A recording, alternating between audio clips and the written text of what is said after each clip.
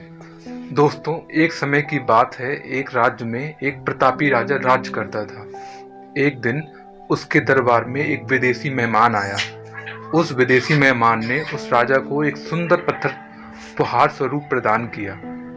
राजा वह पत्थर देख बहुत प्रसन्न हुआ। उसने उस पत्थर से भगवान विष्णु की प्रतिमा का निर्माण करने का वचन लिया और उस कार्य को अपने महामंत्री को सौंप दिया।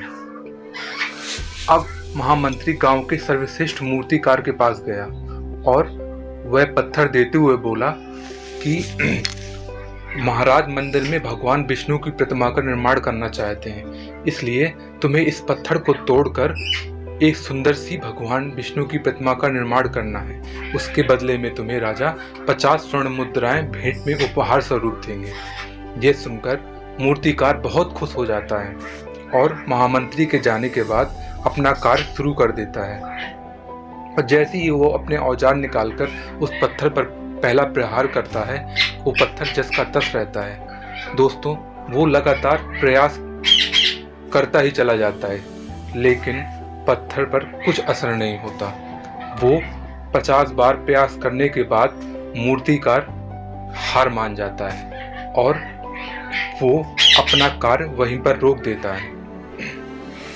दोस्तों, वो सोचता है जब 50 बार प्रहार करने के बावजूद भी इस पत्थर पर कुछ असर नहीं हुआ तो अब क्या टूटेगा। इसलिए वह मूर्तिकार उस पत्थर को लेकर वापस महामंत्री के पास चला जाता है।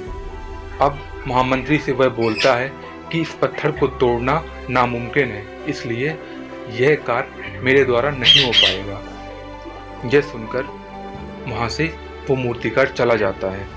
अब महामंत्री परेशान हो जाता है और सोचता है कि मुझे राजा ने यह कार्य सौंपा है, तो मेरी जिम्मेदारी बनती है कि मैं इस कार्य को पूर्ण करूं।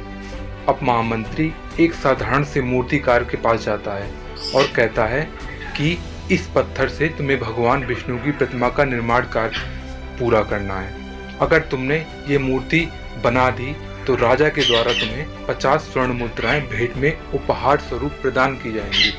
यह सुनकर वो मूर्तिकार भी प्रसन्न हो जाता है और अपना काम चालू कर देता है। जैसे ही वो पत्थर पर पहला प्रहार करता है दोस्तों, वो पत्थर वहीं का वहीं टूट जाता है और वो पत्थर से वह मूर्तिकार एक सुंदर भगवान विष्णु की प्रतिमा का निर्माण करता है। इधर महामंत्री सोचने लगता है कि खास पहले उस मूर्तिकार ने अंतिम प्रयास किया होता और उस पत्थर से भगवान विष्णु की प्रतिमा का निर्माण किया होता तो वो 50 स्वर्ण मुद्राएं उसी मूर्तिकार को मिल जाती। लेकिन नहीं, वह अंतिम बार प्रयास करते करते ही हार मान गया और अपना कार्य वहीं पर रोक दिया। तो दोस्तों, ये कहानी यहीं पर ख़त्म होती है। उम्मीद करता हूँ कि आपको इसका संदेश जरूर समझ में आया होगा।